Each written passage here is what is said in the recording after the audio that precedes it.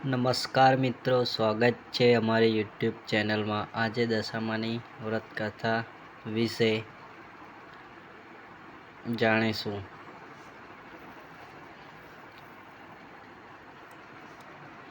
એક સુવર્ણ નગરીમાં રાણીએ તેના મહેલના ઝરખામાંથી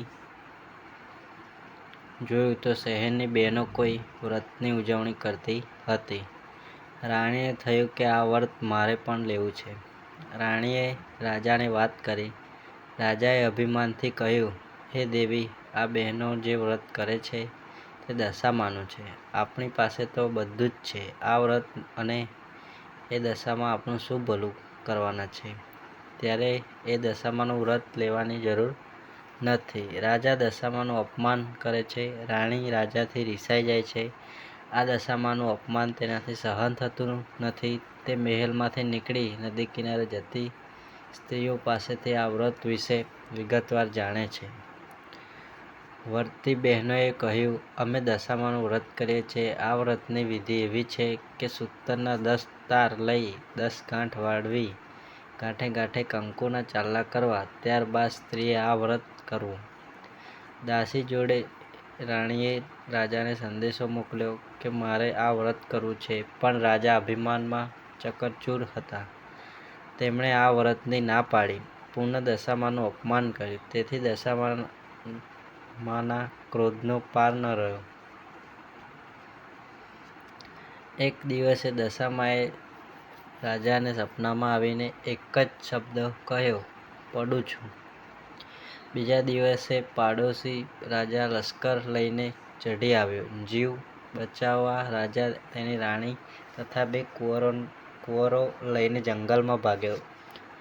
ઘોર જંગલમાં રાજા રાણી પરિવાર સાથે દુઃખી થયા। રસ્તામાં એક વાવ આવી, ત્યાં રાજા પાણી લેવા ઉતર્યા। પાછળ 2 કુંવરો પણ ગયા।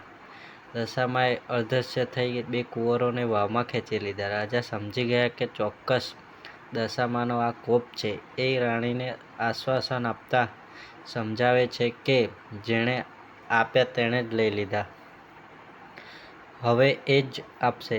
આગળ જતાં રાજા રાણીને અનેક દુઃખો સહન કરવા પડ્યા। એક વાડીમાં ગયા તો ત્યાં ફળ ફૂલ નાશ પામ્યા।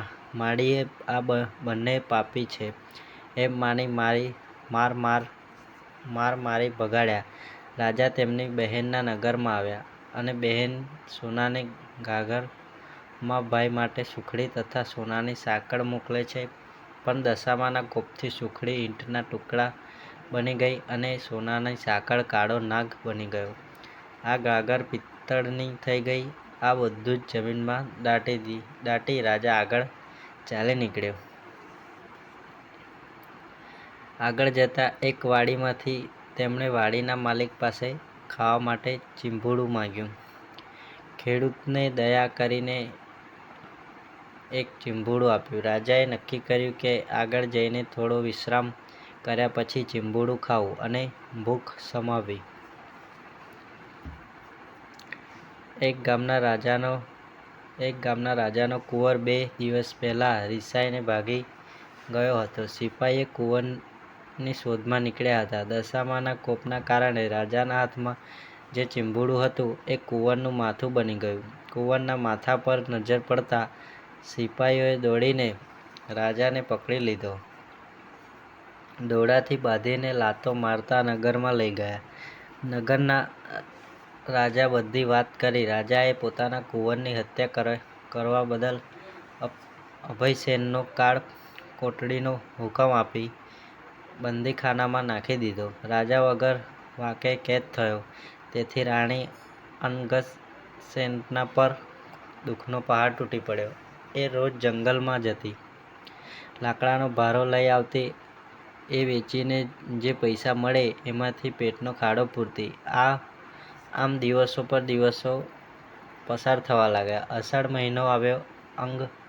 અનંગસેનાએ અષાઢની અમાસે એટલે કે દિવાસાના દિવસે દશામાનું વ્રત શરૂ કર્યું। દશામાના વ્રતના 10 નોકરડા ઉપવાસ કર્યા અને માની ભક્તિ કરી। જે રાજાએ અભયસેનને કેદ કર્યો હતો તેમનો કુંવર હમખેમ ઘેરે પાછો આવ્યો. તેથી અભયસેનને જેલમાંથી મુક્ત કરવામાં આવ્યો. રાજા રાણી જંગલમાંથી ચાલતા ચાલતા આગળ નીકળ્યા. ત્યાં એક વાવ આવી. જોયું તો વાવના કાંઠે દશામાં વૃદ્ધ ડોશીનું રૂપ ધારણ કરીને ઊભા છે. બંને કુંવરો એમની આંગળી પકડીને ઊભા છે. રાજા રાણી તરત જ માતાજીને ઓળખી ગયા. માના પગમાં પડી ગયા. દશામાએ અસલ સ્વરૂપમાં આવી દર્શન આપતા કહ્યું, હે રાજા, હવે તારું અભિમાન ઓગળી ગયું છે. લે તારા દીકરા, તું જે વાટે અહીં આવ્યો છે તે વાટે પાછો ફર. તમે જે દુઃખ માટે ઈચ્છા કરતા હતા એ સઘળા સુખ મળશે. તમને તમારું રાજ્ય પાછું મળશે. રાજા રાણી બંને કુંવરો સાથે પોતાના રાજ્યમાં આવ્યા. પ્રજાના સાથથી પૂર્ણ રાજ્ય પાછું મેળવ્યું. સુખથી રહેવા લાગ્યા. રાજા રાણીએ દશામાના આશીર્વાદ મેળવી કહ્યું, હે દશામા,